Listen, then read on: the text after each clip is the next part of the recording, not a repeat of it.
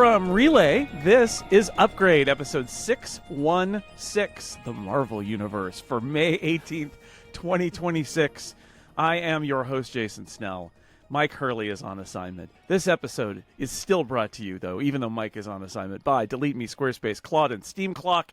And joining me, filling in for Mike, is his fellow Relay co-founder, Mr. Stephen Hackett. Hi, Stephen. Hey, Jason. Thanks for having me. Thanks for being here. Thanks for helping out with Mike gone. I do not want this show to be a monologue, because that would be super boring. No one needs so that. Let's not do that. Nobody No. wants it. I don't want it. And I would be the one monologuing, and I don't want it. So I don't want to inflict that on anybody else. Look, we've said this before. You and I don't get to talk about tech very much in public, and so when we do, it's always a treat. So I'm always happy to jump in on Upgrade. Together. We talk about it a lot, but not together. Right. Yeah. Together in public. We're also talking behind the scenes all the time, but all the time. We're on a podcast together talking about tech. And even though I am the guest, yes. You are the host. Yes. I am the We don't guest. have time for this, Stephen, because I think we've got a Snell Talk question from you. From me.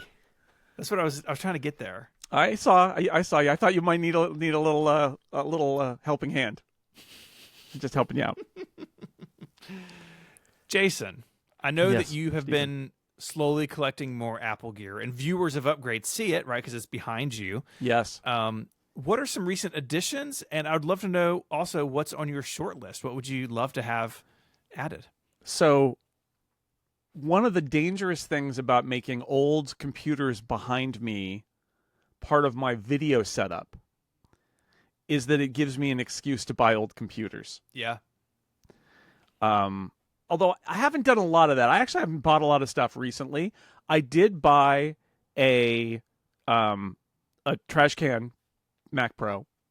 Mm-hmm. Because that bounced around a few different podcasts. I felt like we were at the low point where it was no longer useful as a computer, but no longer vintage enough to rise in price. Yes. And I saw you could get one for like $180, and I'm like, perfect okay. price right now. Yeah. Because it looks great. Theoretically, it works. I haven't set it up. Theoretically, it works, but I have to find the right display adapter, which I probably have. I just haven't bothered to do it to get it to a more modern display. But otherwise, it probably works. I assume it works. So there's that. I know it has HDMI out. Mine is behind me, but you can't see it. It's not in frame. It's got HDMI, but I guess it also has Thunderbolt 2. I can just pop it to a TV in my house. Yeah. That would work. That's what you want. Is I can make it my new Plex server. So I've got that. But the big things came last week. I got two more items that were on my list. One of them was high on my list, and one of them was just kind of I thought it might be. So there's I'm not going to say it's a tragic story. It's a sad human story.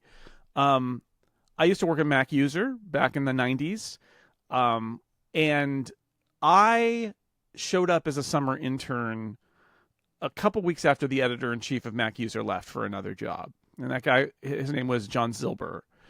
And as a result, all the people I worked with at Mac User back then knew John. I never knew John, but they all knew John. And John passed away a few weeks ago.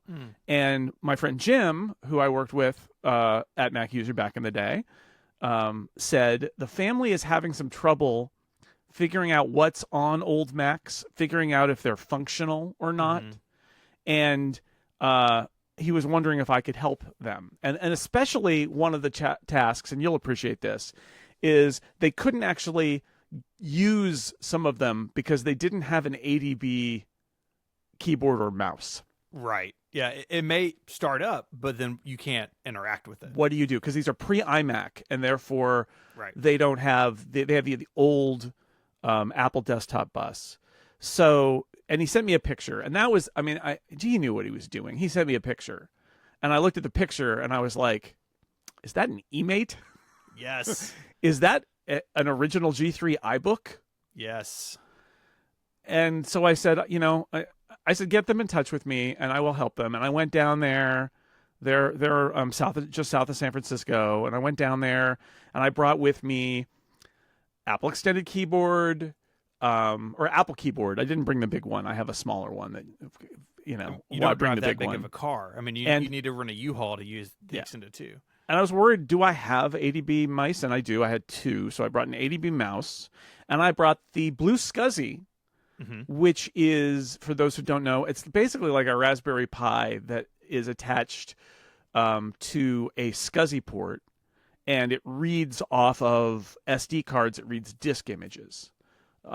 So you can pop in an SD card, and basically, I was worried that they wanted to get some personal stuff off of them, which they didn't actually want. These were systems that were very, very old, obviously, and they weren't worried about that. They actually just wanted to determine, would they boot.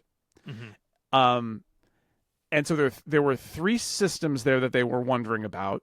One of them was a beige G3. And what did we figure out? I figured I powered it on, and I could hear the hard drive going clunk, clunk, clunk, clunk, clunk, clunk, clunk, clunk. And I said, that'll be easy to take the hard drive out of because it's a big tower. Also, that hard drive is dead, so don't worry about it. Yeah. There was a Power Mac 7200 or something, so a desktop Power Mac. Those, back in those days, those were also actually pretty easy to open. And that one, I said, we couldn't get video out.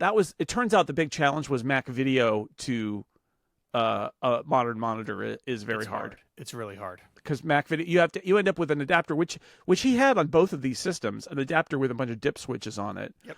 That goes to VGA, and we plugged in a VGA monitor, and none of them lit up. And so we really don't know, was it trying to boot? That one made a little more positive hard drive noises, and I said you should probably just get in there and rip it out, because they're worried about personal stuff on it. So just remove it. Yeah, and I said you should be able to do that.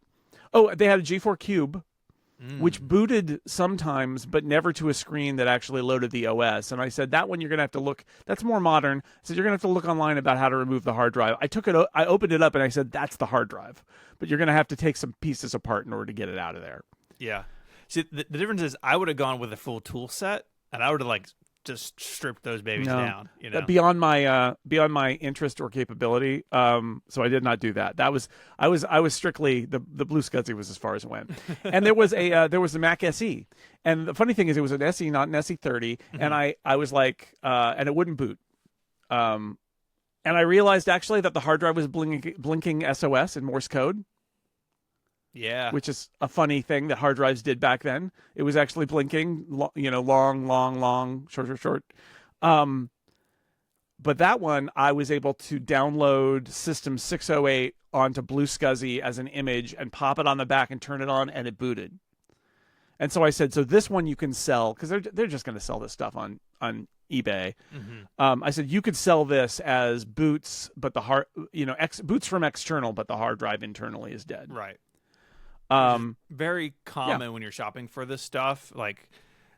Really at this point, if I get anything, I kind of just assume that age. I just kind of assume the internal storage is dead, because if it's not, it will be soon. It will be soon, exactly. But I wanted to reassure them. So that one, blinking SOS, I said it's a goner. I said if he was like a former head of state or something, I would recommend you absolutely remove all these drives and sledgehammer them. But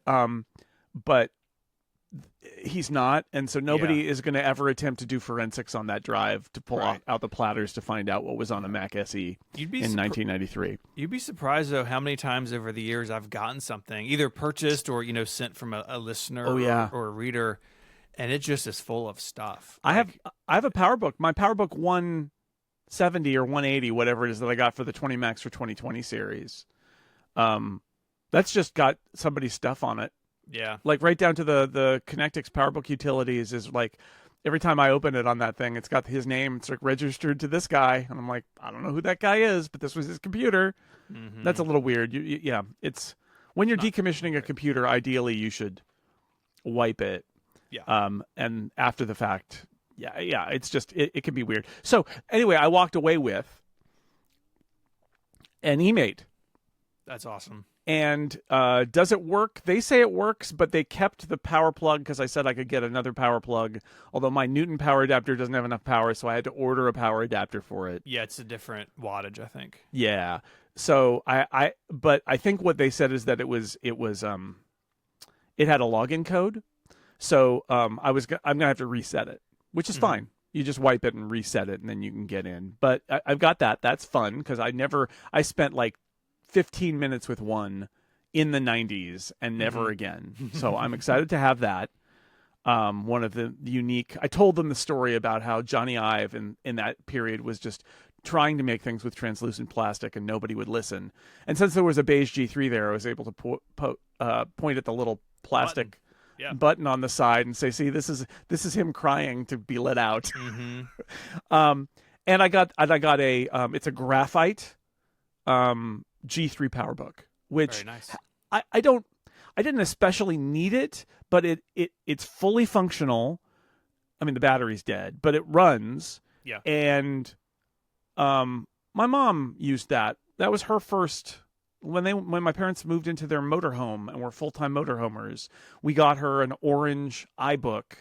Nice. And she could take it because in those days there wasn't even Wi-Fi at the parks, so she would take it up to the front office where there was a modem plug. You could plug your phone line into your computer and dial in to get your email, and that's what they did.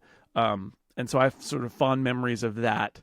And so I got that one too. Also, it's such a unique looking laptop. So that's what I got now. I got an email. So it's fun. I don't. What's on my short list? Honestly, there's very little on my short list at this point. I don't, because so many of these things are like, I kind of like being able to take pictures of them or have them in the background and all that. I'm mostly just interested in how they look. Yeah. I will say, honestly, Stephen, the modern Mac Pro is on my list for when it falls in price to the point where it doesn't cost anything anymore, like the trash can. And I will get that because I've got a G4 here. I've got a couple Power Mac G4s here. I don't have a G5. I mean, maybe, but like, they're just interesting to me, and that one looks particularly interesting. So maybe, but like, I'm not feeling like there's a white whale out there for me. Do you have anything left? I mean, I feel like you've got everything now. Is there anything out there that you're I've got a lot pondering? I would love a Lisa. That may be the only thing on my list now. Oh yeah, because I've got from my setup's obviously different than it used to be, but I can see sort of over the camera an iMac G4, a 20th anniversary Mac, and a Mac portable. Oh yeah, I would get a 20th anniversary Mac, but they're so expensive that I never will. And I got mine 10 years ago, and the prices have only gone up. Right? Yeah, there's a U, like you mentioned. That's right? the moment. It's outmoded, but not vintage. Yep. The 2019 Mac Pro will hit that, and when it does, I will get one too because I loved mine. But I sold it because it was in the beginning of that curve. I was like, the business owned it, right? Like I need the value out of it to buy the next computer, and so. But no, I enjoy this. I'm glad you're getting into it. And the thing I will say also for those who you can't see it as well on Upgrade on MacBreak Weekly. I'm shot straight on the video version, and you can see it. And the thing I'm most proud of about my setup, which has got these nice IKEA shelves that I got, which is entirely inspired by the old pod cabin, which had these same shelves, and I really liked it. And so I got them. So everything that's back there that you see on MacBreak Weekly, anyway, all boots, all of it. The G4 Cube, the 128, or I guess it's a 512, the Apple IIc. Like all the stuff back there boots, which is they're not just there for show. The only thing that I have that's totally non-functional is the Mac Portable.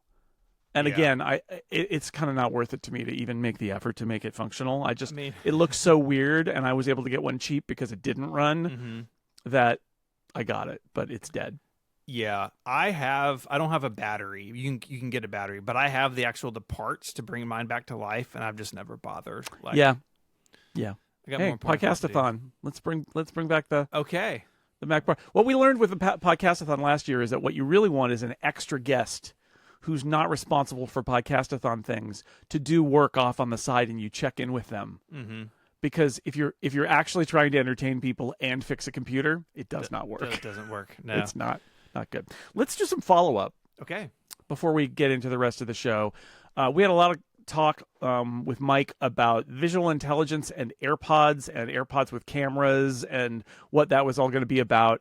And I think I probably said that I thought visual intelligence was kind of useless. And we heard from Logan, who said, I'll be the second person to defend visual intelligence. It's good. There's two of you. You can start a club now. Yeah.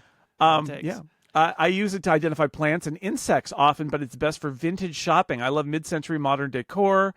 It not only accesses Google Images, but also eBay, Etsy, and Pinterest. It makes it easy to find an item and purchase it. The real issue is there's no visual intelligence in the Photos app. If I screenshot something to save for later, I have to take another screenshot to use visual. That's not good, visual intelligence. Hopefully that will change in iOS 27. Yeah, more integration. It doesn't feel very well integrated. That's part of the problem. That's one of the problems with it. It really feels tacked on to the camera and really the camera control experience. But it is cool that apps can access it. I forget if it's Home Depot or Lowe's. I've got both on my phone because Suburban Dad. Wow. Suburban Dad. But one of those apps also supports it. And like, it is cool.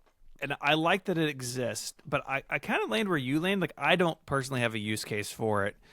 I hadn't even thought or come across it like this not in the Photos app. That seems like a big oversight to me, especially when you look at what Google does in Android and what they've been doing for a long time, but then the new stuff they announced last week, very much like contextual intelligence. Like, I have this photo in my photo library. What is in it, right? And there's some of that stuff. It knows about pets and plants, but it's not the same system as like the full-blown visual intelligence. Right, it's like an older system in Photos. They built visual intelligence into the screenshot interface, which when you're just trying to take a screenshot is very annoying. It is. But they built it there, and it's not in Photos. And I think there's a technical reason why you understand why it's like that. But if you're a user, you're like, why am I having to do this? Yeah. Why do I have to take a screenshot of a screenshot? Mm-hmm. So thank you to Logan. Jimmy wrote in and said, regarding the AirPods with camera rumor, do you think it's about the tech or about the messaging? If it's announced as AirPods with environmental sensors or something, does that change the perception? Consumers won't expect to take pictures, and the public won't assume it's a camera. This product would be a boon to accessibility, reading signs, door detection, other things the Magnifier app already does. If Apple advertises it as phone stuff without the phone, does that change things? And I will just say, I heard from some people who said, like, if this is like an infrared camera or it's an unusual thing, and they don't sell it as a camera, but as a visual sensor or something, like something that is, it's not about taking pictures, because I don't believe it will be about taking pictures. I believe it'll be about sensing things. Yeah. Maybe that makes a difference. I don't know. Yeah, the door detection stuff is really cool when they rolled that out, I think a couple years ago now. And yeah, clearly cameras that are sort of inherently eye level are really useful from an accessibility standpoint. But I think the broader conversation of, does Apple call it a camera? Is it perceived as a camera? That's really complicated. I think there's enough pushback on things like this. Like, lots of people like the Meta Ray-Bans and like the other things, but there's a lot of people who really don't like them and don't want to be around them or have them in their house. Like, I think no matter how Apple sells it, unless it really is not a camera, if it's really like, this is, LiDAR sensors or something, then there's a risk of it kind of going sideways on them. I think they can get away with it if they said something like it's an infrared fisheye camera that's intended to see what's happening around you, but it's not for taking pictures or videos or something like that, where it's a weird camera is basically what they would be saying. They use technical things to make them seem impressive, but I think that's what it would be in the bottom line. Is like, it's kind of a weird camera. Don't worry about it. It's not for that. Yeah. We're not taking pictures. We're not spying on you. We're just seeing what's in your environment and using it for helpful things. Yeah. I don't know. I think the other thing that is key on things like the Meta products is like some indication to the other person they're being recorded. And I don't know how you do that if this is more of like an environmental sort of ambient sensor setup. But I do think that helps people a little bit be at more ease with these things. This has made me think of something that I haven't had a place to say it, so I'm just going to have it here. Like, I think it's easy to look at products like the Meta stuff or even something like this, AirPods with cameras, and immediately go to the Google Glasses situation. But that was a long, long time ago. When Google Glasses came out, it was unusual for cameras to be everywhere. We a bunch of people already had smartphones, but I think comparing this directly to like the glass hole situation is not really right or fair. But at the same time, there are people who are going to have strong feelings about this and not be excited about it. But yeah, it's all in the messaging, and I think if Apple can talk about it, and the use cases really are accessibility, visual intelligence. I as a user can't even see what the cameras see. Like maybe this is all kind of going into these apps and things. They've got to be really clear about that, and I think be able to explain it in a way that is reassuring, but also not condescending to people who are concerned about this stuff. Right. It's gonna be interesting. I still am trying to imagine how they sell this product, but I guess we'll find out. Yeah. If it ever exists. So another bit of follow up is about binning and the MacBook Neo. We talked about that a lot.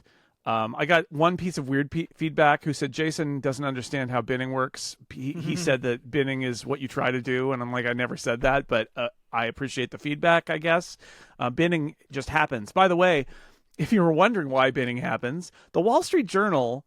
I find this funny because this is one of those things where it's like it's a cool angle for the Wall Street Journal, and for tech people, it's kind of a known issue. But to the non-tech readers, it's a cool business story. So they did a story called Apple is making hit products and high profits from imperfect chips. And the headline is more suspicious than the story, which is just an explainer about how binning works, where you've got a wafer and some of the chips work great and some of the chips don't work at all. And some of the chips are in between, and that Apple has gotten very good at using some of the, fail but not too much, and using them in other products, which we've been talking about. That's what binning is. But thanks to the Wall Street Journal for explaining it to their audience. So Mango wrote in and said, this is great. This is a great letter. Mango, coming from the Conspiracy Theory Bureau. I have some wild questions on binning. I know journalists have standards, but it's also fair to question the basic premise of a binned A18 Pro. Do we know there are bum cores?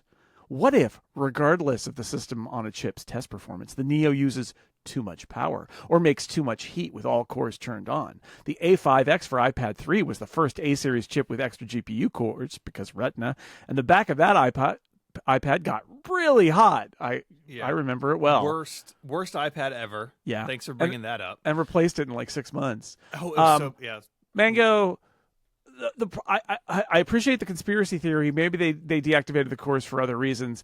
I think that what we know is that these are binned. The thing is, if it's not binned, if it's just a full price chip, they would have had to buy it for full price. And I'm not saying that there aren't some Neo A18 Pros that are deactivated. That may be. They may have had excess of the perfectly good ones that passed the test, and they deactivated those already just because they have no use for the 6 GPU version.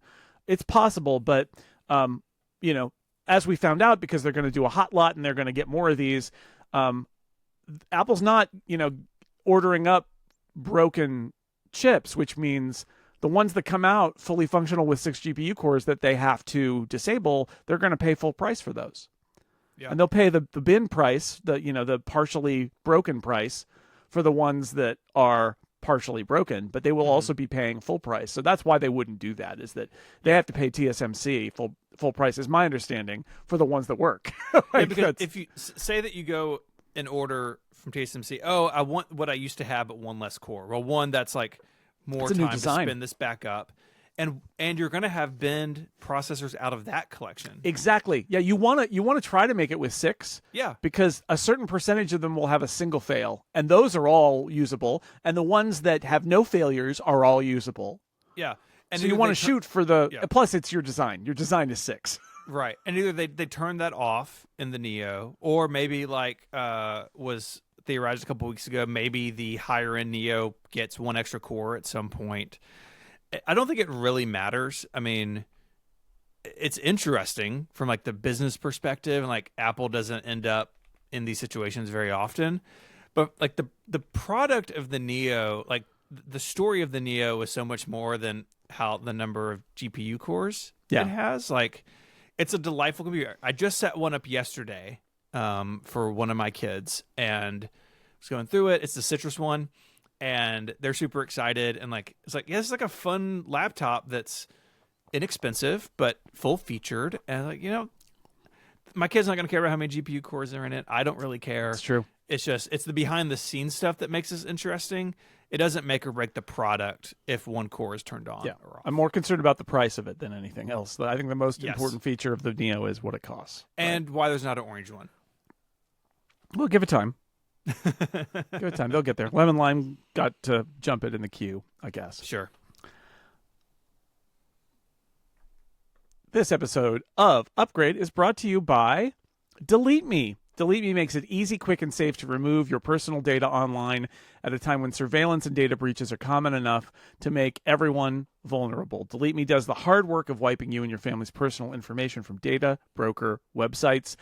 The Wirecutter, one of my favorite websites, named Delete Me their top pick for data removal services. Now, normally when Mike's here, he will tell you about why he and Adina use Delete Me. They really like the idea of getting junk about themselves off the internet so that they can lead better lives and not and like have the confidence to know that that stuff is not out there, that it doesn't have to be out there. You don't have to accept that all of that stuff is going to be floating out there.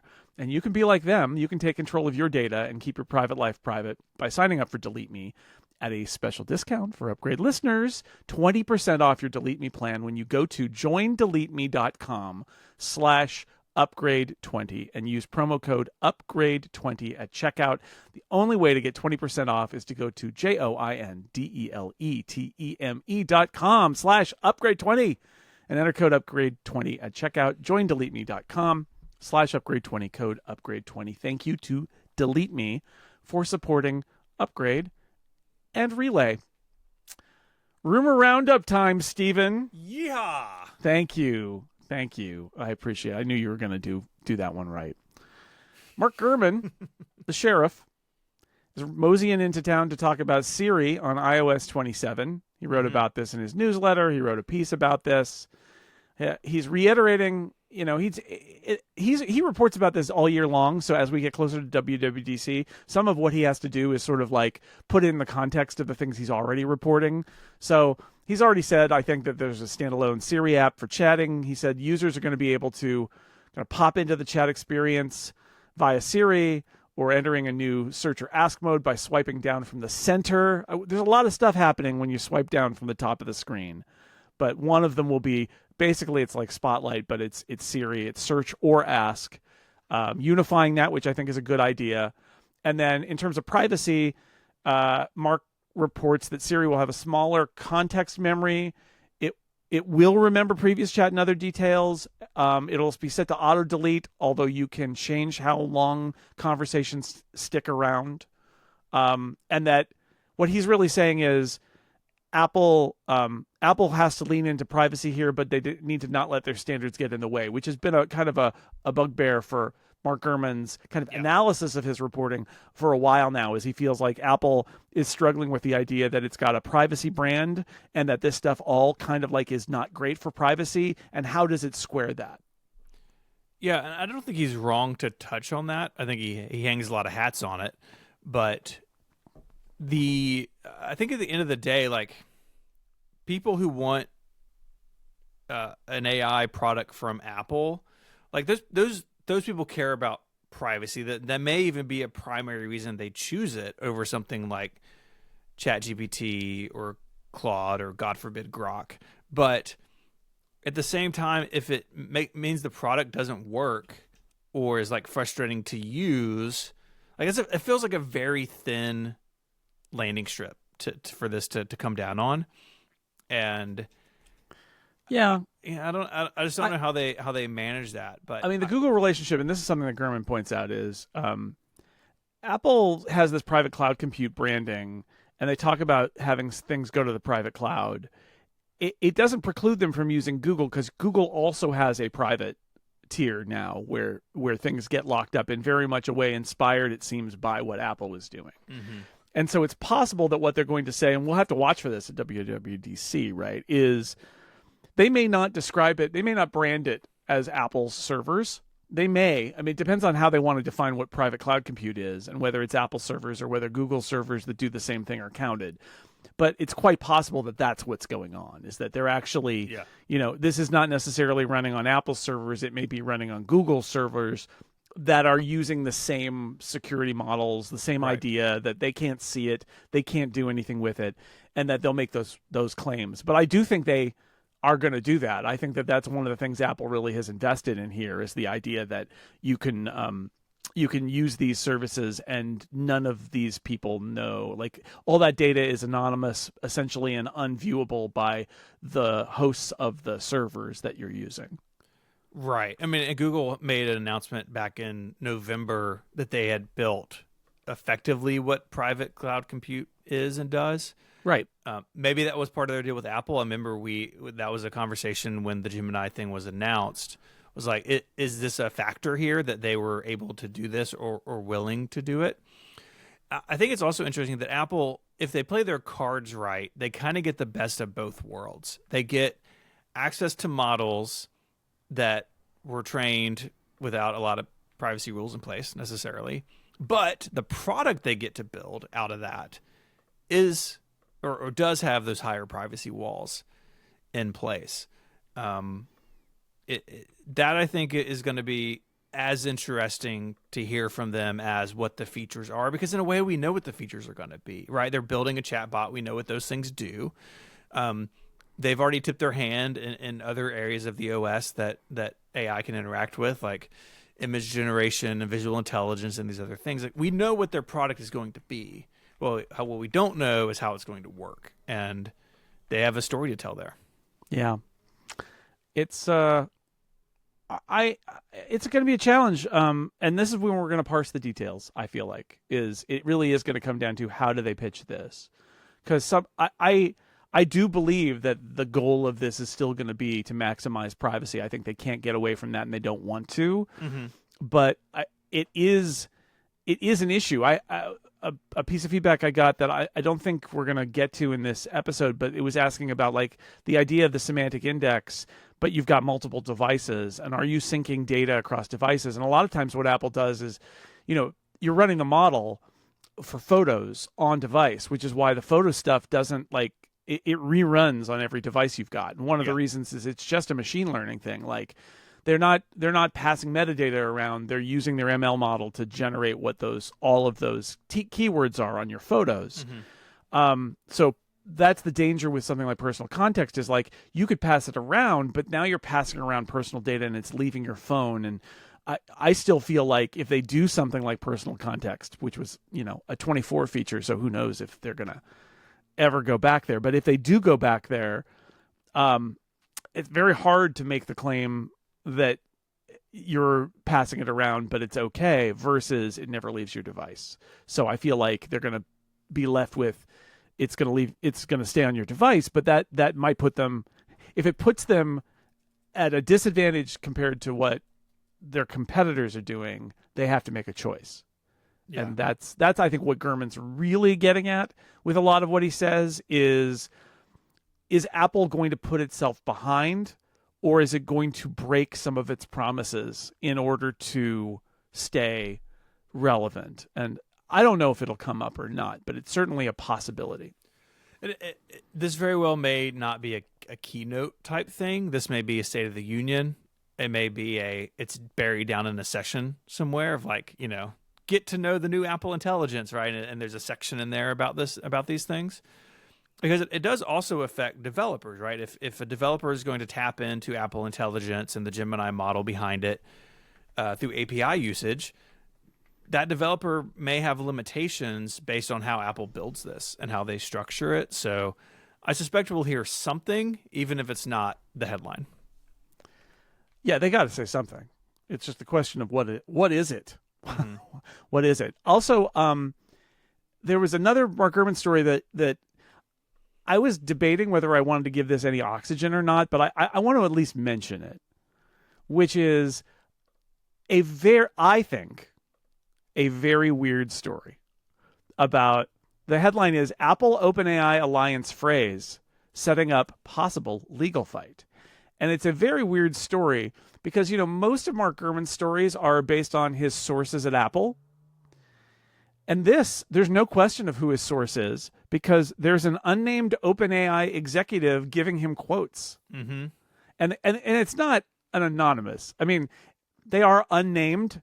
Mark Gurman, they came. I assume they came to him and said, "We would like to give you some juicy stuff, but you can't name who said it." Sure. Which feels to me like this is an authorized by OpenAI communication. Yeah. And the communication itself, it's really weird. It's basically a giant corporation worth lots and lots of money goes to the media to say, we feel like Apple's treated us bad about our AI partnership, and we're talking to lawyers about whether we should sue them. It's like it's the most abstract saber rattling I've seen in a while, where it's like they're not actually threatening to sue them.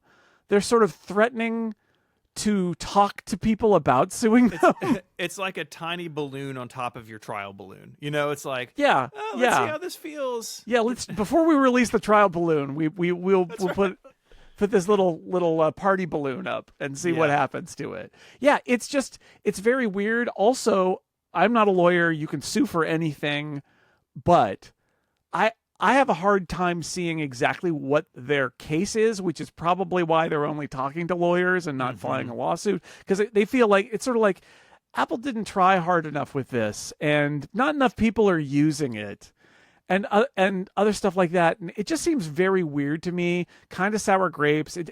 And I think Gruber pointed out last week that it's not like OpenAI's app isn't very successful in the App Store. Yeah. So what exactly are they complaining about? And maybe are they complaining about the reports that in iOS 27 they're going to be peers to other AI providers and they're no longer going to be exclusive, and they feel like their exclusivity window didn't really benefit them? Because I mean, look, chalk it up to WWDC 24, but there was a lot of stuff going on about AI that just didn't work out, and you were one of them.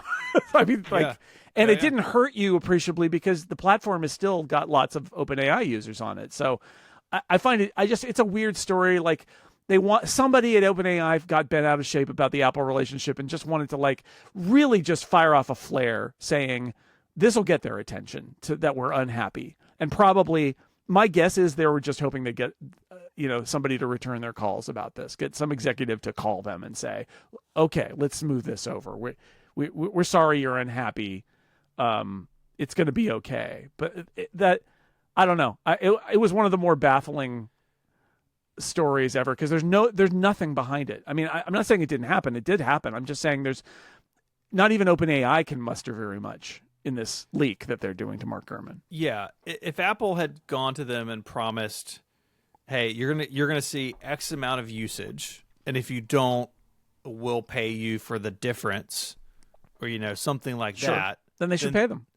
Then they should pay them. Yeah. But if that was what OpenAI had on their side, wouldn't that be their statement and not whatever this thing is? I agree with you. It's weird. It feels wishy-washy. No doubt this didn't go the way either company thought it would go. Sure, but that's true of literally everything they announced that's at the whole that event. WWDC 24 story. It's not you, it's us. That's right. But is that justification for this? Unless there's some big thing here we just don't know, I kind of agree with you. I don't really see it, but also it's an opportunity to use one of my favorite photos of the last however many years of tech journalism of Eddie Q speaking to Sam Altman, and it looks like he's grounding him for staying out too late. Yeah, you got detention. You got to go to the dean's office. That's right. One other item. This just broke this morning. I received this link from my Gate correspondent, Stephen Hackett. Don't make me that. He's behind the green gate right now, just sticking his head over the green gate, saying, "Hingegate, is it going to happen?" It's another Weibo leaker. This is Instant Digital, and Mac Rumors has got the details of what they're saying. And it's funny because actually what they're saying is Apple's factories are currently struggling with the hinge of the foldable iPhone it looks like in its repeated, we've seen those videos, right, where you open and close the thing a bunch of times on a machine in order to kind of like model what the wear is. And what this report says is that the hinge is consistently failing to meet the quality control standards under conditions of prolonged high-frequency opening and closing. So one of those machines, almost certainly. However, the report also says it's unlikely to push back the device's expected release window somewhat, noting that there is still ample time remaining. So I guess what they're saying here is this stuff happens, and if they fix it, it's not going to delay the product. But right now, at least as of this report, Apple has run in. I mean, this is clearly somebody in the factory saying to somebody, leaking to somebody, oh, yeah, it just failed to test.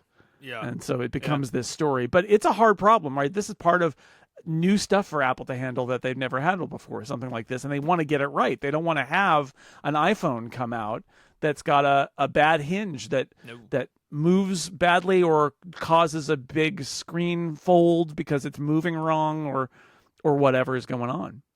Yeah, I mean, the hinge and the crease are like the whole game here, right? And so many early folding phones failed because of debris in the hinge or things like that, so they're enclosed now. And, I'm sure they'll figure it out.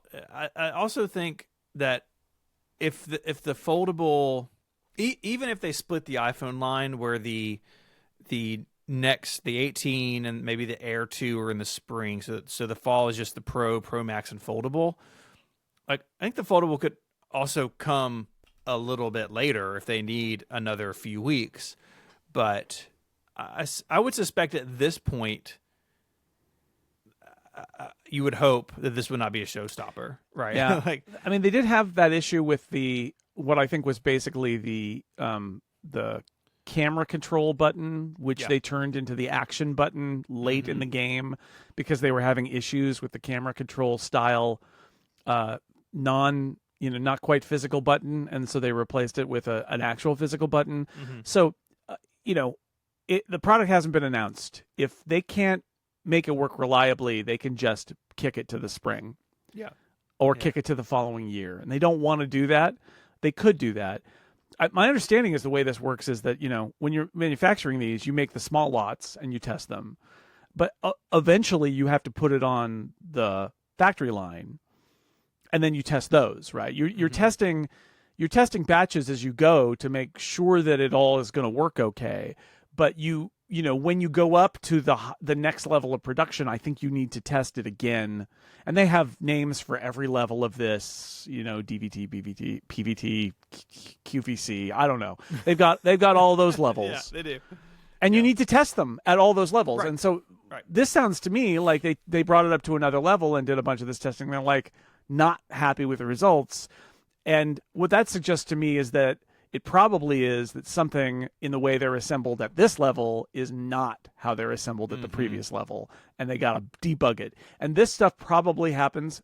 If you know, send an anonymous comment about this. But my guess is all the time. This stuff happens all the time. This is part of the process of putting an iPhone on the factory. Yeah. Is you got to go through these cycles where you're like, that didn't work. Where's the problem? Why is this hinge now not working when it was working before? And then you solve it. So we'll see. But they do have the freedom. I mean, they don't have the freedom to not ship the next iPhone Pro, but they do have the freedom to not ship this if they really have a problem with it.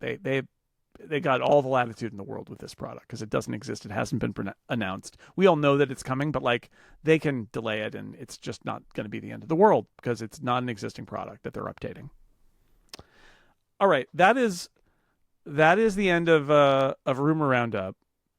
We're going to go to a new thing coming up in our next segment, which is going to be an interview. I got to talk to Geoffrey Cain, who wrote the book Steve Jobs in Exile, which is coming out tomorrow as we record this, May 19th, about the book. And Stephen, you heard the interview because you're a time traveler from the future. Yes. Hello. And I think it's really good. I think it's a lot of fun talking about Steve Jobs and Next and what Steve Jobs learned by failing at Next, which is what the book is all about.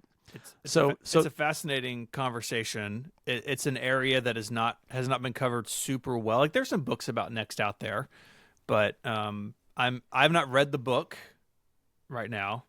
Mine gets here tomorrow. I have, and I know, and it's the top of my list. But yeah, I think people are going to really like this. But before that, this episode is brought to you by Squarespace. Squarespace is the all-in-one website platform designed to help you stand out and succeed online, whether you're just starting out or scaling your business. Squarespace gives you everything you need to claim your domain, showcase your offerings with a professional website, grow your brand, and get paid all in one place. Stephen Hackett. Hello. You use Squarespace, do you not? I do. I've been building on Squarespace forever. David Smith's 3 apps, Widget Smith, Panon++, and Sleep++, those sites I built all on Squarespace. And look, I know what I'm doing. Like I could build something like super by hand, but why would I? Because Squarespace makes it easy to build something beautiful. It works really well. And my favorite thing about it is that, maybe you don't need everything on day one. Like maybe you launch a website and you don't need a blog or like a video gallery on day one, but you do down the road. Super easy to add it. And you're not like rebuilding your whole website from scratch. You just add those components and the navigation knows what to do and the site search knows what to do. It all knows about each other. And it means you can build something over time, which is also really cool and gives you a lot of flexibility. So among the things you can do with Squarespace, you can get discovered fast. They have integrated SEO tools. You don't need to be a search engine expert. You also don't want to build a website that nobody sees. That's why every Squarespace website is optimized to be indexed with meta descriptions, auto-generated sitemap, and all sorts of other stuff so people can find your site and search engines will see it. And you can make smarter business decisions with their analytics. You keep track of the stats that matter. Squarespace has intuitive built-in analytics tools. It makes it super easy for you to review website traffic, learn where to focus engagement, and track revenue from bookings, invoices, or product sales. Head over to squarespace.com/upgrade for a free trial.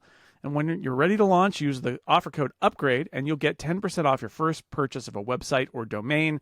That's squarespace.com/upgrade.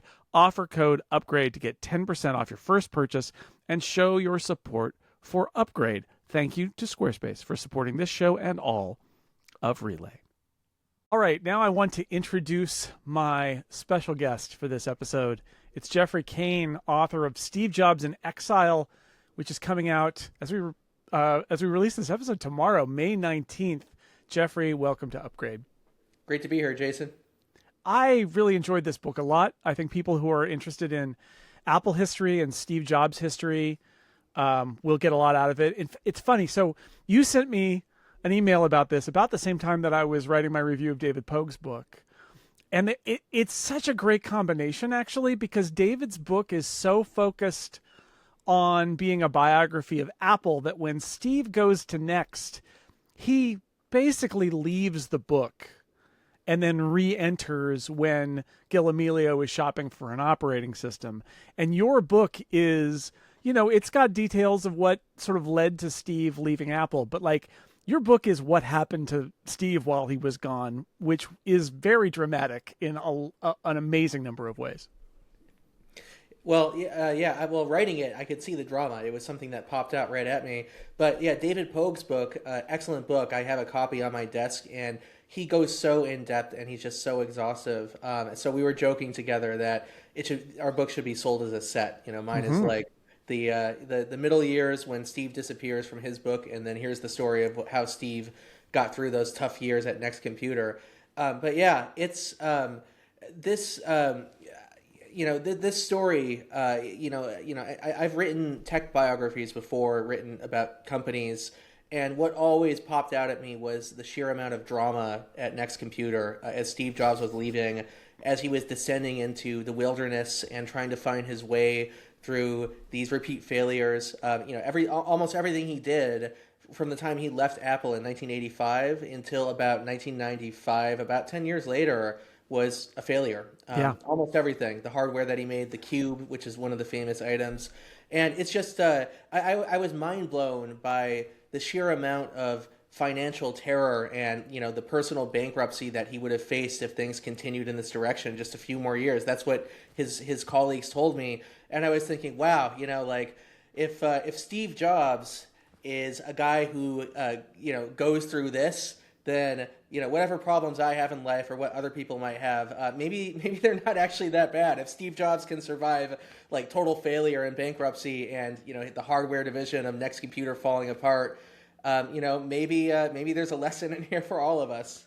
I was telling somebody about having read this book, and I was like, how do I characterize it? And I thought, it's kind of tough. I mean, it's a good book, but like, this is not one of these heartwarming stories where Steve Jobs steps off stage at Apple and he goes into kind of like learns some important lessons in a heartwarming way and turns it all around. Like, it's not even a disaster. It's like a series of bad decisions and missteps and question marks, and like it really, you can see that this is a guy who is being humbled by the world at a time when he probably needs to be, but like, he is absolutely being humbled when he's gone to Next. Right, and that's the thrust of the story. We have this story, we have this narrative that's often told that there was Apple version 1 and Steve left and then he returned 12 years later and he saved Apple and that became Apple version 2, the iPod, the iPhone, the masterpiece age. That, I think that's a good term for it. But that's just our bias. That's what we want to see, because when we're looking at great visionaries like Steve Jobs, who is one of the greatest entrepreneurs of our era, we look at the stuff that we want to see. We want to look at the successes. We want that guy in the turtleneck up there doing the brilliant keynote. He always says one more time. He holds up his little square rectangle and he can convince you that that's the future. Like, almost nobody else can do that, the power that Steve Jobs had. But the story that we often don't look at is, what does it take to achieve that? It's not like Steve just showed up and had a brilliant idea for the iPhone and released it and then released, iOS with it too. What really happened was the crucible. I mean, it was the wilderness. It was the suffering and the pain and the tragedy that he had to go through before he could get to that stage. It was years and years, more than a decade of building, not just thinking of the idea, but building the execution. So, building the company, the right team, the people, learning to lead them, learning to not alienate them. And Steve Jobs, as we all know, was quite a difficult personality, so he had to learn that one the hard way. But my book is about the story before all that. What does it take to lead Apple? What does it take to get to that stage where you can actually be Steve Jobs? And to become Steve Jobs, you've got to go through that hardship first. Yeah, so Steve famously, I think, and David Pogue's book is very good about explaining this, and you talk about it too, didn't quit, or he didn't get fired, but he quit because he kind of was getting sidelined and forced out, and he finally decided he was going to go. But in doing so, not only was that dramatic because he wanted to take a bunch of key people with them, but a thing that you detail in the book is his inspiration, right? He had this moment where he was thinking about a computer that nobody was building primarily for higher education, which I had no idea about, that there was this idea that there was a computer that needed to be sufficiently powerful and affordable enough, but a workstation, a higher end system than a general purpose personal computer. And that was kind of the genesis of Next. Was we've got Steve Jobs said, I think I've got a market that I could fulfill with something.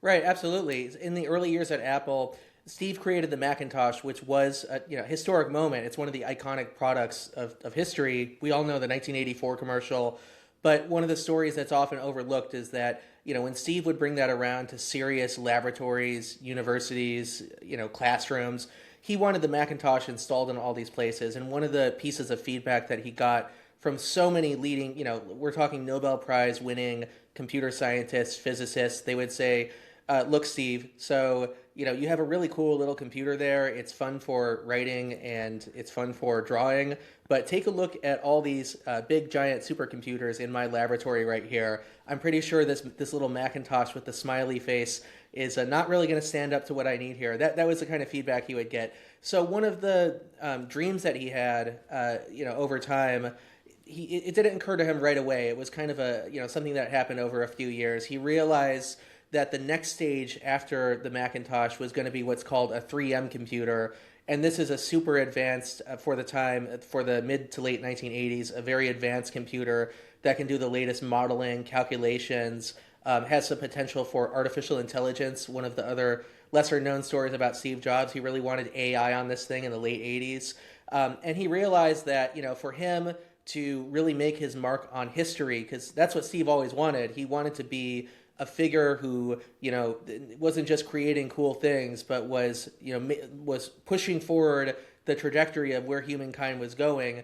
He realized that, he needs to develop something that scientists can use and university researchers and even intelligence agencies at one point. And this was the genesis of Next Computer. He said, I'm going to take what I've been doing at Apple and I'm going to step it up a level. I'm going to leave. I'm going to start my own company. And with this new, even cooler computer than the Macintosh, I'm going to change the world. Yeah. And with his people that he assured John Scully were not major people, but were actually major people at Apple that he was just going to take along for the ride. But you mentioned, so there is this 3M computer. That's the goal. But I don't know. I mean, one of the lessons I guess Steve Jobs did have to learn is his priorities were kind of all over the place, right? I mean, he famously wanted a beautiful factory. They spent a lot of money on their facilities. And also, even when it came to computer specs, right? The computer they ended up with, after all of this time going around and having not just him, but the other people who worked with universities, I think Dana Lewin, who is a key figure in the book and a key figure at Next, I get the impression from your book that they put in a lot of time to understand the market and understand what this computer needed to be. But as Steve kind of prioritized it, the computer they ended up with did not fulfill the priorities of their customers. That was the whole premise of the company. And when it got to the point where that product came, it was not a product that they wanted. No, absolutely. It was not what they wanted. And yeah, Steve and Next Computer, they kept making wild promises that they couldn't keep to their customers. But here's what was happening. And this was the psychology of Steve Jobs at the time. So, he was pushed out of Apple. He was resentful. He was so deeply angry at John Scully, who was the CEO. And a lot of what he did was to get back at Apple and get back at John Scully. I mean, I can't personally imagine just the deep pain of, having spent my entire 20s building one of the most successful computer companies ever, and then having that torn away from me and being pushed out and told that I'm no longer needed. 'Cause, Steve had his problems and, he was difficult, but he was really sidelined in those years in 85 and was pushed out. So, what Steve was doing, he wasn't thinking clearly about what the market needed from him. He wasn't thinking about what the world truly wanted from him. What people actually wanted, and this is what they told him, is that, we want a machine that can solve our problems, which means, we want something that we can use for an advanced physics experiment. We want, the CIA would approach him and they would say, we want something we can use for satellite imagery, very advanced at the time.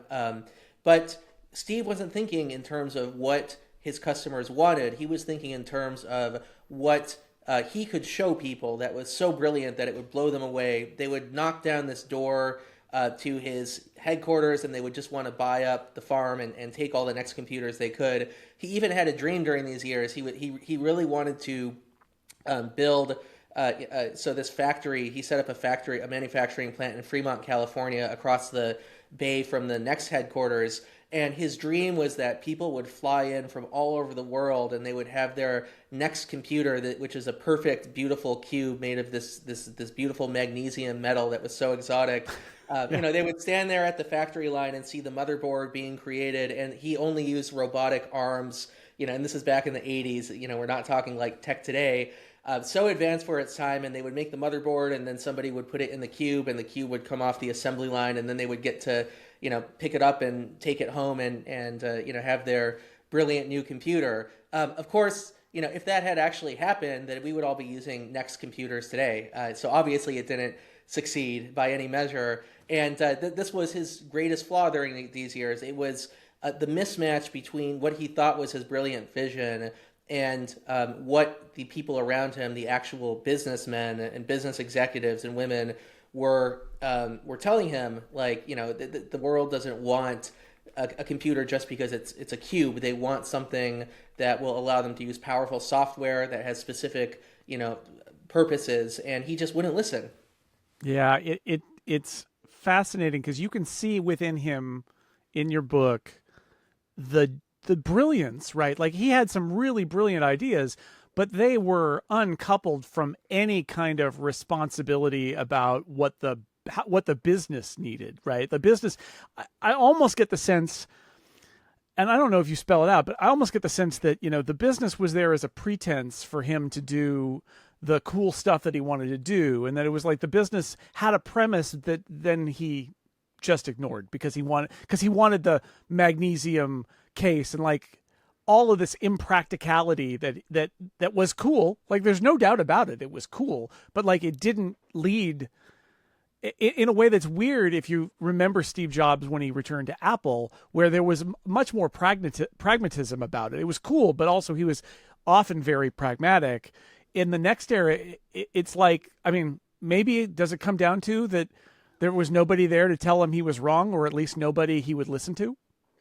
Well, he did listen to people. So, he would listen, but he had this thing called the hero head roller coaster, which was this kind of psychological effect he had on people. So, if you work for Steve Jobs, one day you're a hero with the most brilliant ideas ever, and he loves you. And then the next day you're a shithead, and everything you're doing is just crap. He would call it shit, literally, and he would say, redo this, do the software again. This was, both a strength of his, but it was also a weakness, and it depended on, like what he was working on. It was a strength because he was so talented at spotting great people and getting what he needed out of them. This is what every single Next Computer employee told me, that the place was just, of any place that they had worked in their entire careers in Silicon Valley, it was the most creative, the most pressure cooker, the most visionary, smartest place they've ever worked. And that's because Steve Jobs was just so tough on what he demanded from them. He really knew how to bring the best out of them. But then the flip side of that is that he could quickly turn cruel. I mean, he was so demanding and so perfectionist that his teams would present him with really good ideas, and they would say, this is what the market wants right now. They would, for example, they would set up a massive distribution network. One of the stories in the book, so Dan O'Lewin, his second in command during these years, was setting up an IBM partnership, and they were going to license the next step, so the operating system through IBM. IBM was the leading computer company of the day. That's an example of something that could have actually changed the course of technology, because then today, any PC, we might have the Windows option, but then Next Computer's next step might actually be the operating system that we use today. But Steve, he decided, I don't like IBM. This idea is shit, and I'm going to blow up this relationship. So the IBM deal just died off in the end, and he self-sabotaged. I mean, it really is a tragedy in a way, because he was given everything he needed by some of the top people in technology at the time, and he dismissed them and blew it off, and he sowed the foundations of his own coming demise, his brief demise, before he could recover. So you mentioned it there. One of the things that really has lingered from reading your book is I didn't quite realize just how big the missed opportunities were. And that what you just said is one of the key points in the book, I think, which is there's a moment where Microsoft is not yet a colossus. Microsoft is not yet kind of cracked with Windows becoming the de facto standard for computers.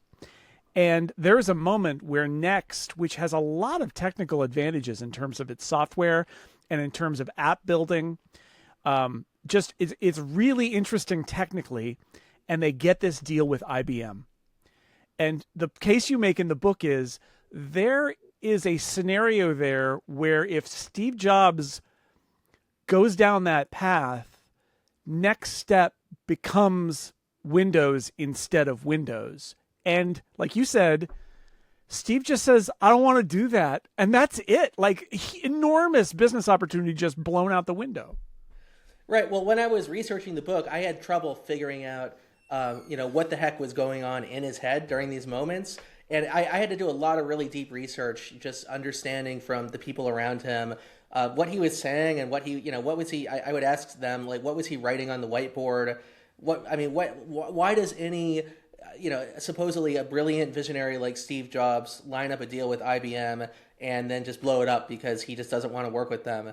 Well, one of the things it came down to was his need for control. And this was something that he had to temper during these years. So we all know, this is a well-known part of him. Steve Jobs was a control freak.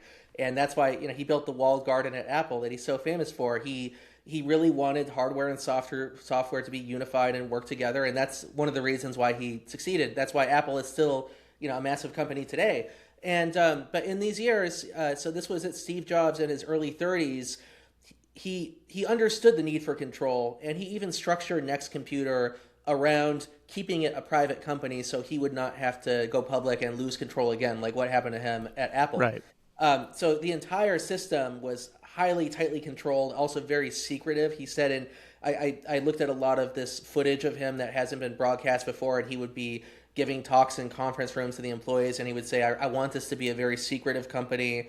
The only thing you can say is I work at Next Computer. Nobody knows what we're working on. This all comes down to his need to make sure that control is his.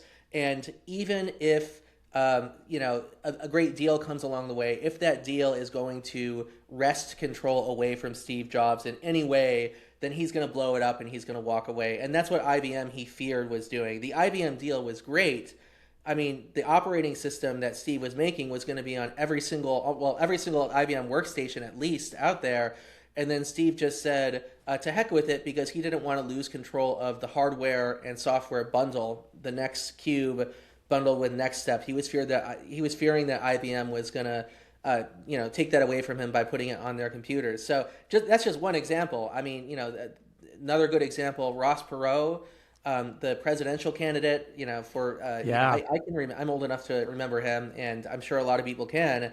He was a major investor in Next Computer, but Steve also blew up that relationship because Ross, who was a military government contractor, was going to line up technology contracts with the intelligence agencies, and Steve Jobs, being the hippie at heart who he is, decided that he didn't want that. He wanted that control over his image, and he wanted a computer that would democratize things instead of be handed off to a government. So another lost opportunity. Imagine if today that had worked out. Steve Jobs might be the world's biggest intelligence agency. He might be like Q from James Bond, the character with all the gadgets. Contractor. Like Steve Jobs now.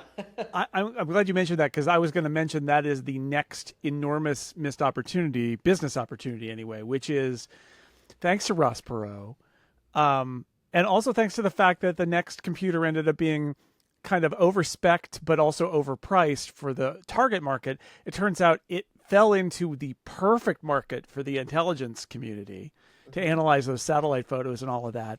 And I can hear him, because I do remember Ross Perot quite well. I can hear him reasoning with Steve Jobs, who's like, he's invested a lot of money in Next at this point. He's like, look, we can sell a lot of Next Cubes to the NSA and the CIA, and it will be a fat government contract, which, they don't care how much our computers cost, and they will buy a lot of them, and we will make a lot of money, which allows the company to continue to progress. And the way you put it in the book is Steve basically is like, nah, I don't want to take money from the government. And that's it. And that's it.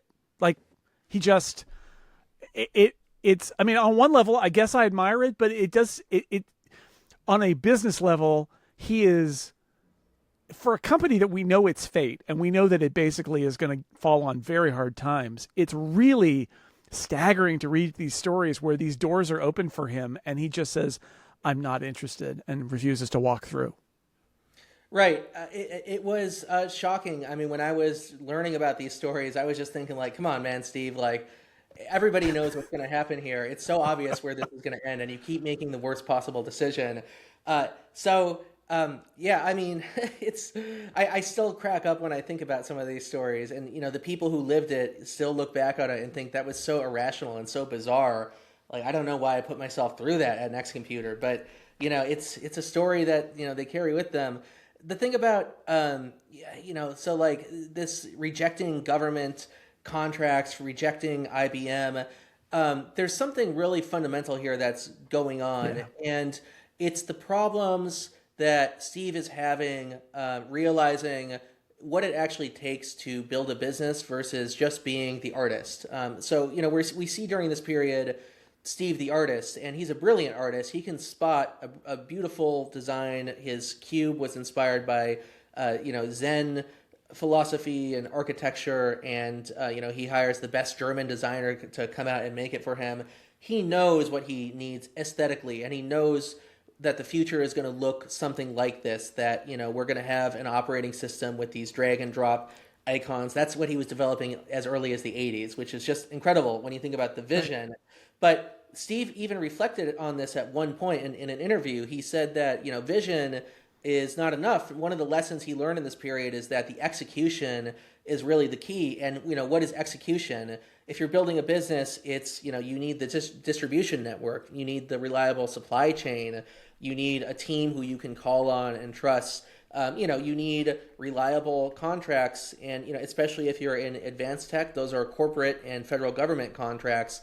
What Steve had failed to see early in these years is that building a business, it's unfortunate. Like you can take your principles as far as you want, but ultimately you have to build the business, which means you have to sell. And if you're selling a computer to one market, in this case, university researchers, and they're not buying it, then you have to find another market. Once you grow, so fine, sell to the federal government, sell to the big corporations that Steve hated. But once you grow, then you're in a position to have the scale and the profitability where you can make the decisions you want. This episode of Upgrade is brought to you by Claude from Anthropic. I have been using Claude for a lot of little technical code problems, not even code, CSS. I had a CSS issue on 6 Colors the other week because I have Glenn writing for me now, Glenn Fleischman. And Glenn is, I don't want to say Glenn's making trouble because that's not accurate. I've internalized all of the weird quirks of our CSS and know not to do certain things because the CSS isn't right. And Glenn doesn't have those limitations. He just writes what he thinks is the best way to do his format. And what I discovered was that he was bumping into areas where our CSS was just lacking. So he was putting images in a bulleted list, and the way it works with our markdown, the bulleted list is indented because that's what bulleted lists are. Mm-hmm. But the images are outside of the bulleted list and therefore aren't indented. And I said to him, Glenn, you can't put images in a bulleted list because then they look like they're outside it and they break the level. If there's another bullet afterward, it looks all wrong. Well, I showed Claude my site CSS and I explained this problem. And I said, what I'd like is another ID for our figure class in our HTML that doesn't indent like a bulleted list so that I can solve this problem for Glenn.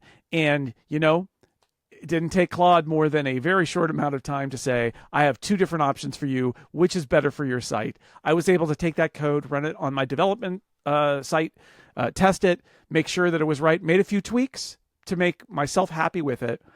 And I was able to deploy that. And I did that twice for 2 different CSS issues brought about by Glenn being more clever than our CSS. And I was able to fix them directly without going to the designer who did the CSS who hasn't worked on it in 10 years or another designer who hasn't worked on it in 2 or 3 years.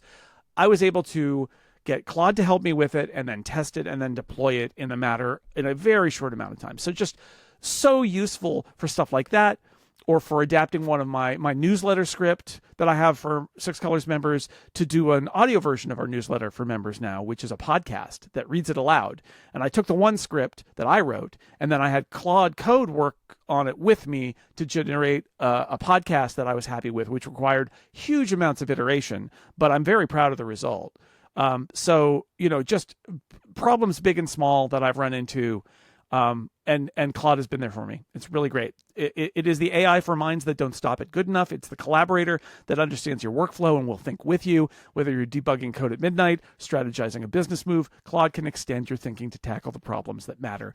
If you're a developer spending half your day on tasks you wish you could hand off, Claude Code runs in your terminal, it reads your code base, and it can take on things like writing tests, refactoring, or debugging without you hand-holding it through every single step. Claude Code is at the frontier of agentic coding. It's not just another coding assistant. It will handle project-wide refactors for you while preserving your coding style and showing its work. Very important.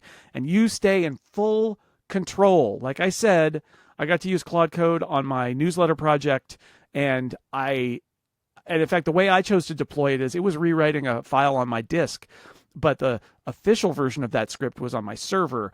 And that meant that every time I wanted to import Claude's changes, I would open them in BBEdit, do a diff, compare the two versions, approve every change. Now, you don't have to do that, but I did that, and it made me feel like I had taken more ownership over knowing what code I was running. And I still got all of the benefits of Claude Code.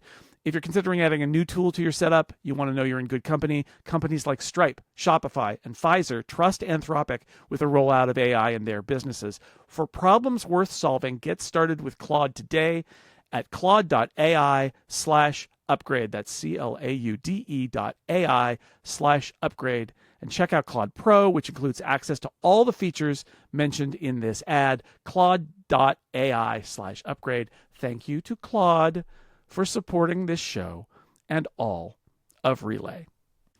As a side project, working on a bunch of stuff around Apple at 50, and one of the things that I did a bit of a dive into was that early dynamic between Jobs and Wozniak. And what struck me about the Apple I and especially the Apple II story is I think Steve Jobs had a very particular vision. His vision was always about taking high technology and making products that felt like consumer products, that felt like appliances. And the Apple II was the first iteration of that. The Mac was the next iteration of that. And I think ultimately we saw his vision play out with the iPod and the iPhone and the iMac and the iPad, right? Yeah. But reading your book, what it also made me think is he was just not an enterprise guy. Like I think his vision was really about people in their homes. And then you're like, IBM, what could be more monolithic and corporate? Or the federal government, and especially the CIA or the NSA. These are, and yeah, I think some of it was his kind of hippie background. But I also think he was just so focused on kind of empowering the individual with technology. And I just don't think he got any joy out of the idea of empowering the, giant institutions with computer technology. And that's the best read I've got on why he ran away from IBM and the government, is that like, it's just not what he was trying to do with his life. Well, I don't think he wanted to do that with his life either. I agree completely. And I think that he was, he was just feeling, it felt like a betrayal of his own values, a betrayal. This is the guy who had the famous photograph and he was flipping the bird to IBM. So the IBM building. Yeah. In New York. That's who he was. It was so core to his identity that he could not imagine himself going to an enterprise software contractor, right, and selling a zillion software packages to Compaq, for example. That was just not his thing. And he even said that. He remarked on this to a lot of the people around him. He would say, I just don't like this. This is not enjoyable. It's just not who I am. But it's a company that I can run. And, that journey, I had a really interesting conversation with one of the key software developers at Next Computer, one of the indie software developers who developed for Next. And he said something really interesting that stuck with me, that, this was a very dark period for Steve because he kept trying to get access to markets that were not opening to him. One of those markets, students in their dorm rooms. Okay, well, his computer is way overpriced. He's charging them basically a year's tuition to give them a computer in their dorm room. And he's telling them you should cure cancer with this. That's literally a quote of Steve's.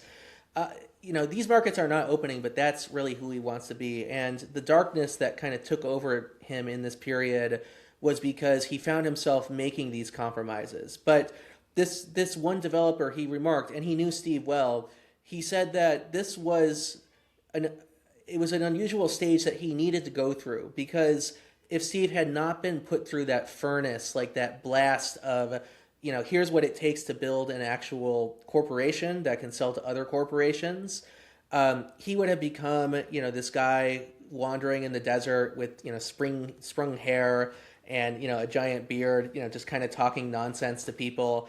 He almost thought that this was a kind of refinement. And, it's like a lot of great leaders out there. And it's not just Steve. I've studied a lot of presidential biographies. A lot of leaders who can communicate have gone through this. And it's a furnace blast that forces you to take one good hard look. Is your idea really a great idea? Or are you just so absorbed in what it is that you want to do that you just can't, you can't become like that diamond in the rough. You can't be crushed a bit by your environment and see what the environment around you actually needs from you. I think in thinking about your book, one of the things that I was realizing is Steve Apple was targeting a customer base that was harmonious with what Steve Jobs kind of wanted to do. And when he left, he kind of needed, right, there were lawsuits and threatened lawsuits and all sorts of other things. He kind of needed to run away from Apple, and in fact promised not to compete with them. And in hindsight, that feels like, not that they didn't have those opportunities, but if Steve wanted to do what he wanted to do, that was the root of it. The fatal mistake was right at the beginning, which was he was running away from Apple because he had to, but Apple was the place that could address bringing technology to the masses rather than because the tragedy of this is that Steve Jobs did not want to be an enterprise software and hardware entrepreneur, and he founded an enterprise hardware and software company. So it's like it was just a mismatch. So is one of the things he learned that when he went back to Apple, he learned that this was what he wanted to do, and this is who he wanted to be? Because Next was fortunate to get a phone call from Ellen Hancock and Gil Amelio and get bought by Apple so that they could sell and be done. But I guess what I'm really asking here is the big question, which is, what did Steve Jobs learn from the Next experience? Because it doesn't read like somebody who got it at Next. I feel like he never got it at Next, got thrown a lifeline, and then was able to bring those experiences back to Apple where he could put it all together. I don't, unless, correct me if I'm wrong, I didn't really read that there was ever a moment when he was at Next where suddenly everything clicked and he became the Steve Jobs we would come to know. Yeah, so there was no moment. You're right. There was no single moment. Maybe the closest thing to that moment would be the collapse of the Next hardware division when they had to throw out the cubes, and one guy literally tried to burn a cube. It wouldn't burn because it was made with the super the super exotic alloy that you couldn't find anywhere, and it was hyper resistant to flammability. So just a funny story about how ridiculously perfectionist Next was. You literally cannot point a torch at it and make it burn, and that's what Steve wanted. He wanted the perfect cube. I think that so it was a series of lessons over time, and no, Steve did not learn all of them, and he actually did make some of the mistakes again, but over time he was corrected. So it was by no means here today Steve is doing something bad and tomorrow he's doing something good. It was a very tough and winding road, and the lessons were often taught to him in sequences, and it would happen more than once, and then finally, after the fifth time of something going wrong, Steve has to step out of his reality distortion field and has to take a hard look at what he's doing. So I think that if there's one big lesson that he did learn, it's how to channel the reality distortion properly. That's what he was so famous for, right? That's what, even from his youngest days at Apple, he could hold up that motherboard, at the homebrew computing club, and he could just sell it to people. And he got the check from Mike Markkula started Apple. I mean, not, back then that was really unusual. I know today that's fairly common, getting a major paycheck for a startup, but he was the pioneer for this kind of thing. But, during the middle years at Next Computer, this is when reality distortion hit its limit, and then reality started distorting back at Steve, and reality started telling him, like, this can't work anymore. You succeeded because you were 22 and you were cool and smart, but when you're 32, that's not going to work, because people see you now as growing, more mature. You have to start behaving as a businessman will, and you can't behave like a young rebellious guy with cool ideas. It just doesn't fly anymore. So that's if there's one transformation that Steve went through, it's that transformation. It's, realizing that you have to step out of the reality distortion field, and, you have to take a good look at things like balance sheets and distribution networks and, all the foundational software, the enterprise software, the whole grid that exists underneath that one beautiful product that Steve was always chasing. And it's ironically, once he started focusing on all the nooks and crannies and started thinking about, this coding element, this web object software that makes web pages, he even admitted in an interview at one point, he said, this technology, so tech does not change the world. A very un-Steve thing to say. It does not change the world, but it makes certain things easier. And he said, I'll make software that can make it easier to sell things online. And this became the basis for a lot of the, Dell computer and its success on the internet back in the 90s. Once he realized that, like, you don't need the big world-changing idea, you need the infrastructure around it first, then ironically, he was able to return to Apple and recover and rebuild Apple. And, because of that infrastructure that he built at Next, he was able to make iOS and, the iPhone and so forth possible. Yeah, I mean, good. His recruitment of Avi Tavanian and basing Next on Unix, and that is a thing that not only got Next bought by Apple, but every Apple product now basically runs a variant of what was Next Step, which is kind of amazing when you think about it. So there was some good technical backing there. I will also point out, like, when Steve came back to Apple, it's so everybody wants to mythologize this guy, and I understand why. And your book does a really good job of demystifying the Steve Jobs story and showing you the flaws, because they are a super important part of who this person was. But, like, he made a lot of bad decisions at Apple in the early days too. Nobody wants to talk about them. We only want to talk about the good ones. Nobody really wants to talk about why the G4 Cube happened and why it was a complete misfire. Nobody wants to talk about Xserve, which was, again, an attempt to kind of, like, reach an enterprise market, and it was a failure too. Like, there were a bunch of things that Apple tried in the earliest days of Steve Jobs' return that were also failures. But he was, I do believe, having read your book, that he learned through failure. He was humbled a little bit, realized he needed to step outside himself. I think you said that really well. And also was finally put back in charge of a brand in Apple that was trying to reach the people he always wanted to reach, because he never wanted it to be a product for IBM or for the Defense Department. He wanted to reach people in their homes. And once he was back at Apple, he could finally do that. And that was where he found his most success. So, but boy, I just want to endorse your book again, Steve Jobs in Exile, Geoffrey Cain. It's out tomorrow, basically, May 19th.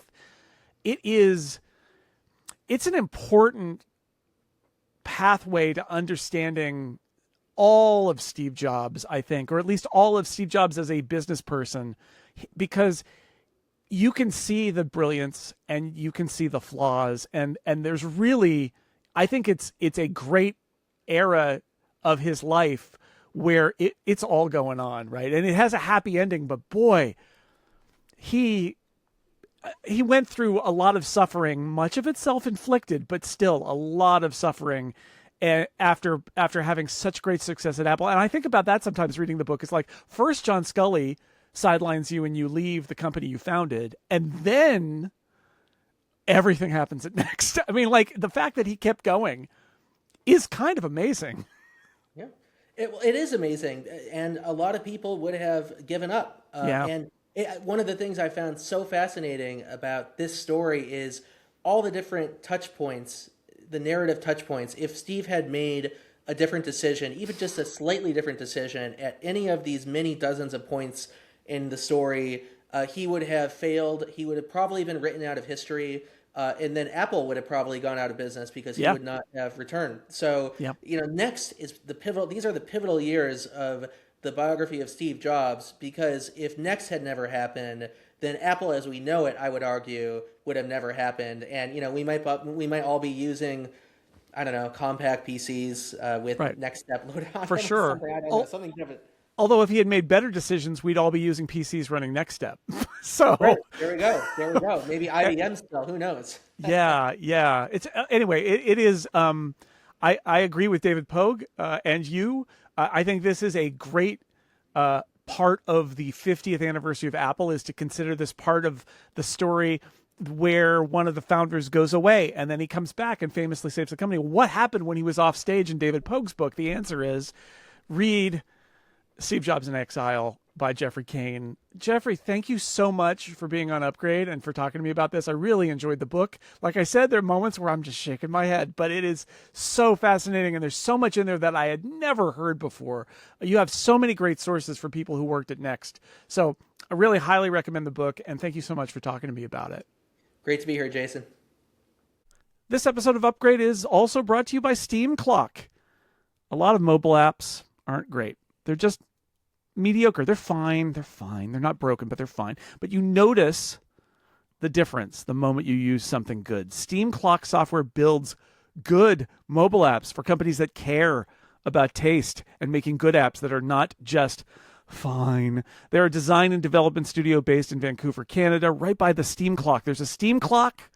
And if you've been to Vancouver, you know. And they've been shipping iOS and Android apps for over 15 years. Their clients are growing tech companies that care about mobile, but don't have the in-house team to build something great. Steam Clock works with companies to level up their app so they can go from "it's holding us back" to "it's pulling its weight." Some of their clients have discovered the hard way that vibe coding your way to the App Store, not a great product strategy. What makes Steam Clock worth calling is not just that their execution is good. It's that they will help you figure out what the right approach is. They have made so many apps. They are so good at this. They will help you figure out the right approach, give you an honest read on your situation before you commit to anything.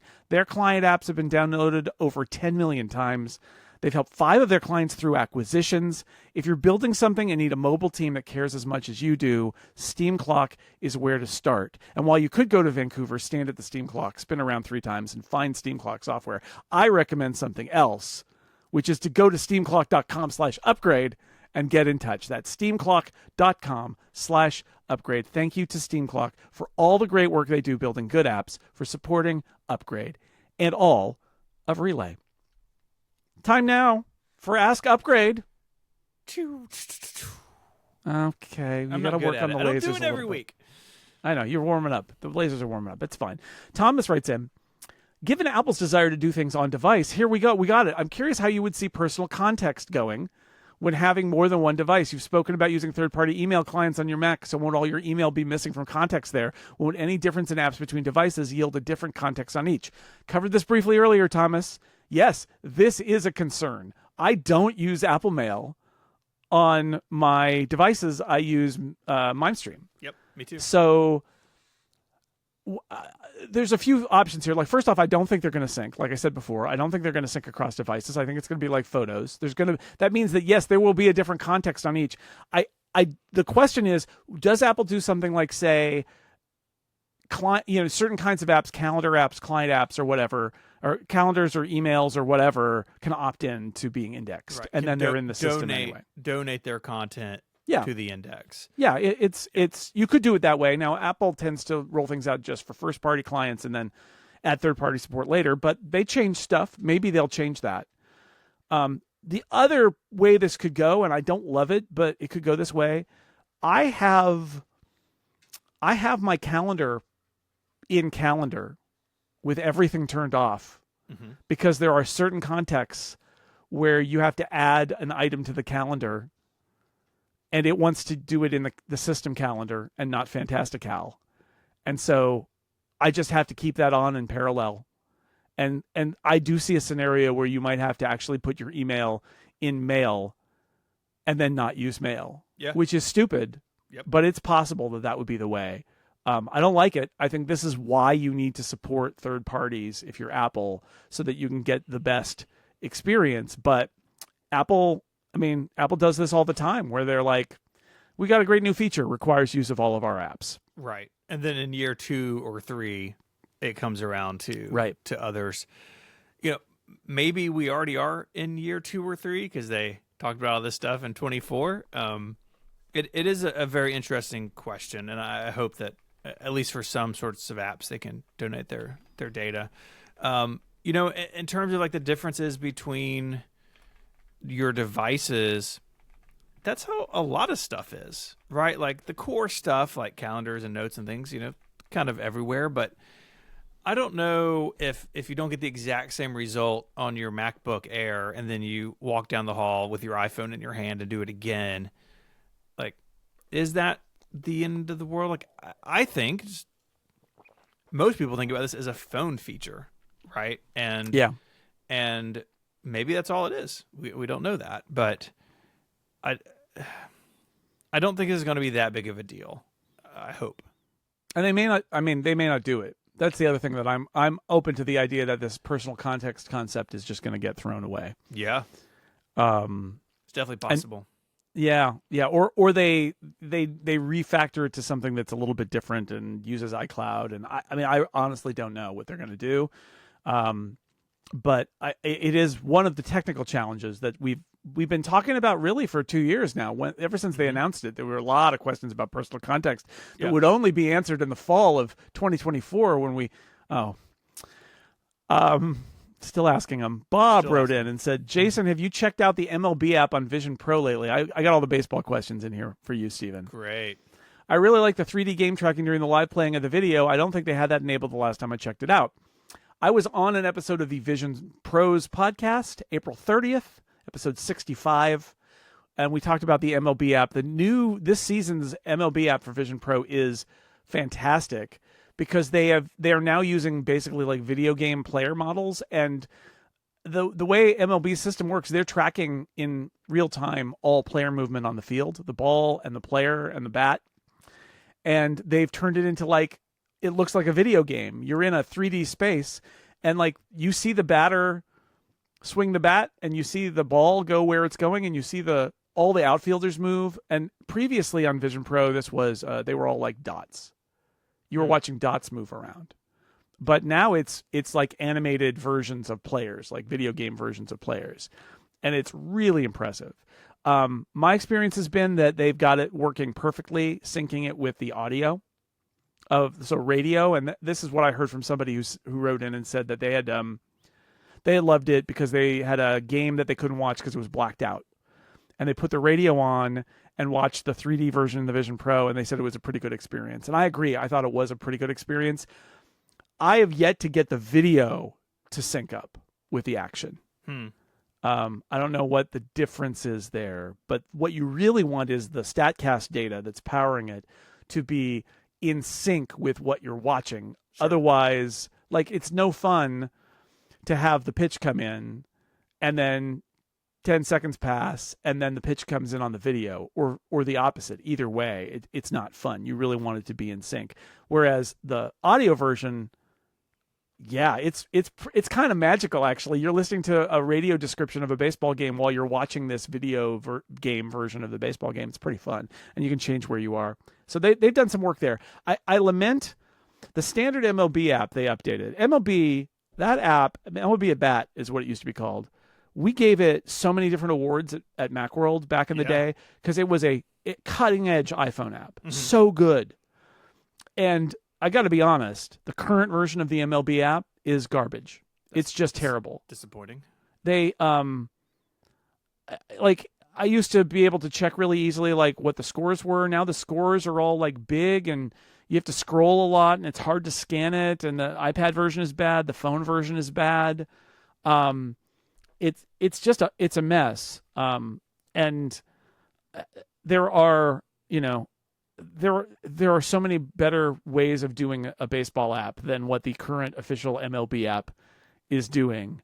It's just very disappointing. So I don't know what's going on over there. It feels very much to me like they brought in a new team of people who were like given the instruction to make it identical on all platforms. And it does feel like, as an iPhone user, I don't know how bad or good the Android version was. Maybe it was good and now it's bad too. But it feels to me like somebody rolled in and said, we need a consistent experience everywhere, and the new consistent experience is bad. Yeah, so much software is made that way now, and I think it's such a mistake because how many people in the world are going to use MLB on their iPhone in their left pocket and their Pixel phone in their right pocket, right? It's easier for them.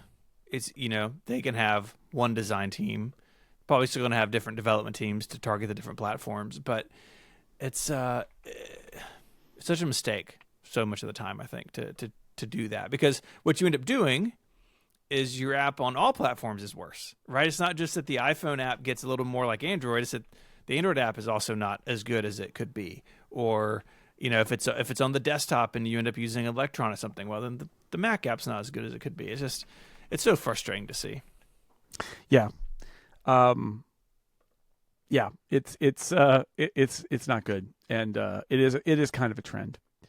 So I hope they get it together, but right now it's bad. But the Vision Pro, to go back to that, the Vision Pro app actually got a lot better and is very interesting. It's still weird and experimental, but everything on the Vision Pro is weird and experimental. But adding the animated players makes it so much more fun. So if you've got a Vision Pro and you like baseball, it's worth a check out.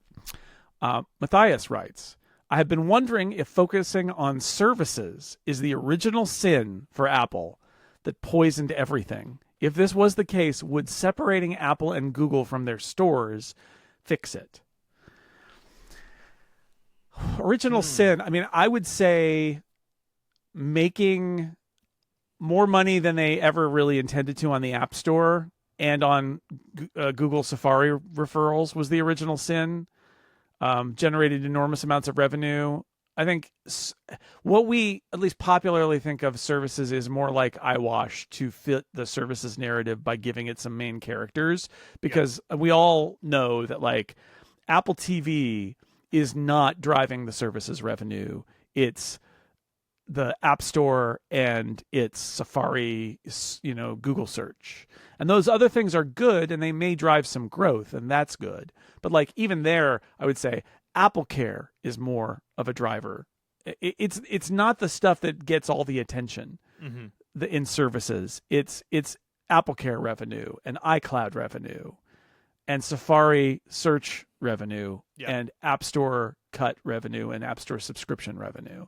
Like that's what drives it. So I think you have to look there. And so if Matthias is saying, separating the App Store, would that fix it? I mean, App Stores exist for a reason, and I think that it's probably a good reason, but it has led them down this path. But I don't think it's just think about what the services revenue is, because Apple spending money on TV shows is not what got Apple here. No, it's so small compared to the rest of it.